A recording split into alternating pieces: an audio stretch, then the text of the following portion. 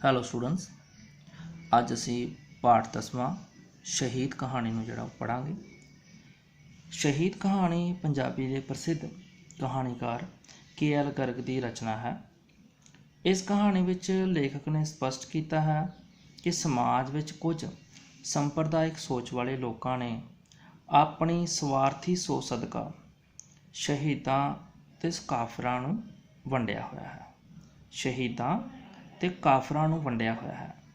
ਲੇਖਕ ਨੇ ਆਪਣੇ ਮਾਨਵਵਾਦੀ ਵਿਚਾਰਾਂ ਨੂੰ ਬਹੁਤ ਹੀ ਵਿਅੰਗਮਈ ਅੰਦਾਜ਼ ਵਿੱਚ ਪੇਸ਼ ਕੀਤਾ ਹੈ।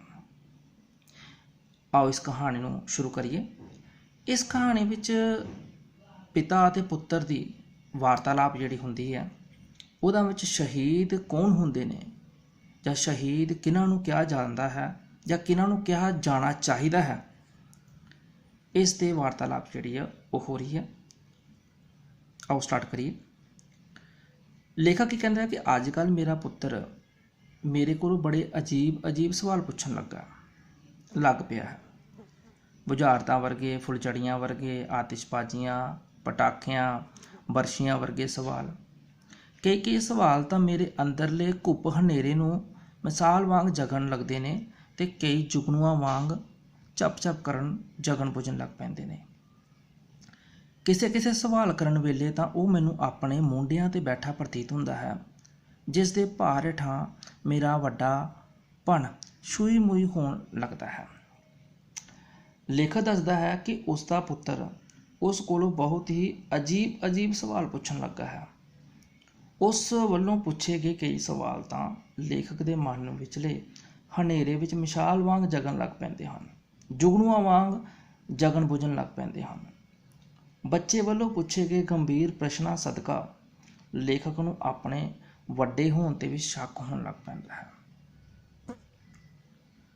ਲੇਖਕ ਕਹਿੰਦਾ ਹੈ ਕਿ ਇੱਕ ਦਿਨ ਦੇਸ਼ ਭਗਤ ਇਨਕਲਾਬੀਆਂ ਦੀਆਂ ਜੀਵਨੀਆਂ ਦੀ ਕਿਤਾਬ ਪੜ੍ਹਦਾ ਪੁੱਛਣ ਲੱਗਾ ਕਿ ਡੈਡੀ, ਸ਼ਹੀਦ ਕੌਣ ਹੁੰਦੇ ਹਨ? ਸ਼ਾਇਦ ਉਸਨੇ ਫਾਂਸੀ 'ਤੇ ਝੂਲਦੇ ਗੋਲੀਆਂ ਨਾਲ ਵਿੰਨੇ ਅਤੇ ਤੇਜ਼ਧਾਰ ਹਥਿਆਰਾਂ ਨਾਲ ਜਿੱਭਾਂ ਕਿਤੇ ਕੁਝ ਬੰਦਿਆਂ ਦੀਆਂ ਤਸਵੀਰਾਂ ਦੇਖ ਲਈਆਂ ਹੋਣ ਅਤੇ ਸਹਿਜ ਭਾ ਹੀ ਇੱਕ ਮੋਏ ਬੰਦੇ ਦਾ ਅਕਸ ਉਹਦੇ ਜ਼ਿਹਨ ਵਿੱਚ ਆ ਖਲੋਤਾ ਹੋਵੇ, ਜਿਹਨੂੰ ਸ਼ਹੀਦ ਦਾ ਦਰਜਾ ਮਿਲ ਗਿਆ ਹੋਵੇ। ਪਲ ਹੀ ਪਲ ਮੈਨੂੰ ਕੁਝ ਨਹੀਂ ਆਉੜਦਾ ਮਨ ਸੁੱਝਦਾ। ਮੈਂ ਹੈਰਾਨੀ ਨਾਲ ਉਹਦੇ ਚਿਹਰੇ ਵੱਲ ਦੇਖਣ ਲੱਗਾ ਅਤੇ ਮੈਨੂੰ ਜਾਪਦਾ ਜਿਵੇਂ ਇਹ ਸਵਾਲ ਮੇਰੇ ਗਿਆਨ ਲਈ ਇੱਕ ਵੰਗਾਰ ਵਾਂਗ ਆਇਆ ਹੋਵੇ। ਮੇਰਾ ਸਾਰਾ ਗਿਆਨ ਵੱਡੀ ਨਹਿਰ ਦੇ ਝਾਲ ਵਿੱਚ ਫਸੀ ਲਾਸ਼ ਵਾਂਗ ਗੇੜੇ ਕੱਢਣ ਲੱਗ ਪਿਆ, ਅਰਥਹੀਨ ਨਿਰਉਦੇਸ਼ ਤੇ ਬੇਥਵੇ ਗੇੜੇ। ਮੈਂ ਸੰਭਾਲਣ ਦਾ ਯਤਨ ਕਰਦਾ ਹੋਇਆ ਦੱਸਣ ਦੀ ਕੋਸ਼ਿਸ਼ ਕੀਤੀ ਕਿ ਕੁਝ ਲੋਕ ਆਪਣੇ ਲਈ ਨਹੀਂ ਸਗੋਂ ਦੂਜਿਆਂ ਲਈ ਜਿਉਂਦੇ ਮਰਦੇ ਨੇ, ਕੌਮਨ ਕਾਜ ਲਈ ਲੜਦੇ ਨੇ, ਫਾਂਸੀਆਂ 'ਤੇ ਚੜ੍ਹਦੇ ਨੇ। ਲੇਖਕ ਦੱਸਦਾ ਕਿ ਇੱਕ ਦਿਨ ਜਦੋਂ ਲੇਖਕ ਦਾ ਪੁੱਤਰ ਇਨਕਲਾਬੀਆਂ ਦੀਆਂ ਜੀਵਨੀਆਂ ਪੜ੍ਹ ਰਿਹਾ ਸੀ ਤਾਂ ਉਸਨੇ ਲੇਖਕ ਕੋਲੋਂ ਪੁੱਛਿਆ ਕਿ ਸ਼ਹੀਦ ਕੌਣ ਹੁੰਦੇ ਨੇ। ਇਸ ਸਮੇਂ ਲੇਖਕ ਸੋਚਦਾ ਹੈ ਕਿ ਉਸਨੇ ਫਾਂਸੀਆਂ 'ਤੇ ਲਟਕਦੇ ਹੋਏ ਜਾਂ ਤੇਜ਼ਧਾਰ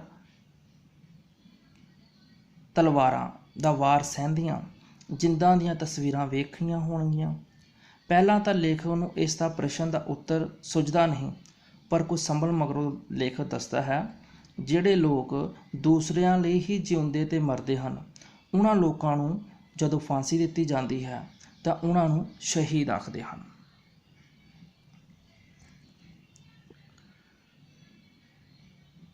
ਕੌਮਨ ਕਾਜ। ਮੁੰਡੇ ਨੂੰ ਇਹ ਸ਼ਬਦ ਸਮਝ ਨਹੀਂ ਆਇਆ। ਸਾਂਝੇ ਕਾਰਜ ਲਈ ਮਰਨਾ, ਨਿਤਾਣਿਆਂ ਲਈ ਮਰਨ ਵਾਲੇ ਸ਼ਹੀਦ ਹੁੰਦੇ ਨੇ। ਫਾਂਸੀ 'ਤੇ ਚੜ੍ਹਨਾ, ਫਾਂਸੀ ਦੇ ਰੱਸੇ ਨੂੰ ਚੁੰਮਣ ਵਾਲੇ ਮਰਜ਼ੀ ਵਾਲੇ ਹੁੰਦੇ ਨੇ। ਕੌਮਨ ਕਾਜ ਬੱਚੇ ਨੂੰ ਸਮਝ ਨਹੀਂ ਸੀ ਆ ਰਿਹਾ ਤਾਂ ਉਹਦੇ ਪਿਤਾ ਨੇ ਸਮਝਾਇਆ ਕਿ ਬੇਟਾ, ਸਾਂਝੇ ਕਾਰਜ ਲਈ ਜਿਹੜੇ ਲੋਕੀ ਜਿਹੜੇ ਆ ਜਾਂ ਸ਼ਹੀਦ ਜਿਹੜੇ ਆ, ਨਿਥਾਵਿਆਂ ਮਤਲਬ ਬੇਸਹਾਰਾ ਗਰੀਬਾਂ ਲਈ ਆਪਣੇ ਆਪ ਨੂੰ ਮਾਰ ਲੈਂਦੇ ਨੇ ਜਾਂ ਸ਼ਹੀਦ ਹੋ ਜਾਂਦੇ ਨੇ ਅਤੇ ਹੱਸਦੇ ਫਾਂਸੀ ਦੇ ਰੱਸੇ ਨੂੰ ਚੁੰਮ ਲੈਂਦੇ ਨੇ ਆਪਣੀ ਮਰਜ਼ੀ ਨਾਲ। ਉਹਨੂੰ ਮਰਜ਼ੀ ਬਾਰੇ ਵੀ ਕਹਿੰਦੇ ਨੇ।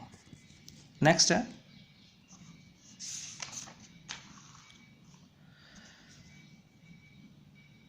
रंगा बिल्ला भी फांसी ते चढ़िया सी, नथूराम गोडसे भी फांसी ते चढ़िया सी, ते जुल्फकार अली भुट्टो भी। वो शहीद सीगे। मुंडा सवाल करता है, उन्होंने दूसरिਆਂ ਨੂੰ कतल करन दा मुकदमा चलिया सी, उन्हां कुछ बेदोशियां ਨੂੰ मारिया ਜਾਂ मरवाया सी। वो शहीद मैं सीधा जवाब टाल जाता हाँ। लेखक के पुत्र ने अजिहियां उदाहरणां एकदम लेखक ਨੂੰ सोचण विच पा दिता। रंगा बिल्ला, नथूराम गोडसे, जुल्फकार अली भुट्टो भी तो फांसी ते चढ़े सी। लेखक का यह जवाब देण तो झिझक जाता है ते उन्होंने बेदोशियां ਨੂੰ मारिया ਜਾਂ मरवाया होवेगा। अगे लड़ाइयां विच भी तां कमांडर भी तां हज़ारां बेदोशी लोकां ਨੂੰ मरवाउंदे ने। डैडी देश के लोगों की फौजियां की किहड़ी दुश्मनी हुंदी है, आपस विच उन्हां दा कदी एक दूजे नूं देखिया भी नहीं हुंदा, फिर भी वो कमांडरां नूं तां कोई फांसी ते चाढ़दा नहीं, सगों उन्हां नूं सोने दे तगमे दिते जांदे ने। मुंडा बहुत गंभीर सी। बेटा क्वेश्चन पुछदा है कि कहंदा एक देश का कमांडर ते हज़ारां बेदोशी सिपाहियां नूं दूसरे देश के जिहड़े इंसान उन्होंने मार देंदे ने, पर बाद विच उन्हां नूं सोने दे तगमे दिते जांदे ने। ये किदां डैडी? वो बहादुर हुंदे ने मेरे बेटा, एक देश के बहादुर, एक देश के बहादुर दूजे दे काफिर, है ना डैडी? मुंडा स्थिति विचले व्यंग नूं किन्ने सौखे ढंग नाल किन्ने सहज रूप विच आख गया, पर उहदी तसल्ली नहीं सी हो रही। मैं अपने पुत्र सामने पानी पानी होण लग पिया। पुत्र आख रहा सी कि डैडी एक देश का बहादुर दूसरिਆਂ ਲਈ काफिर है, तो दूसरे देश का काफिर जिहड़ा है वो उन्हां वास्ते जिहड़ा है वो बहादुर कहलांदा है। मुंडा इस विचले व्यंग नूं सही ढंग नाल जिहड़ा समझ चुका सी, पर उहदी तसल्ली जिहड़ी सी नहीं हो रही सी कि बहादुर कौन हुंदे ने ते काफिर कौन हुंदे ने। अगर भगत सिंह, करतार सिंह सराभा इन्हां नूं फांसी दे रस्से ते चाढ़ दिता गया सी, बट ये शहीद कहलाए सन। फिर जे नथूराम गोडसे वर्गे इन्हां नूं फांसी ते चाढ़िया गया तो इन्हां नूं जिहड़ा सी आतंकवादी जां काफिर कहलाया गया सी।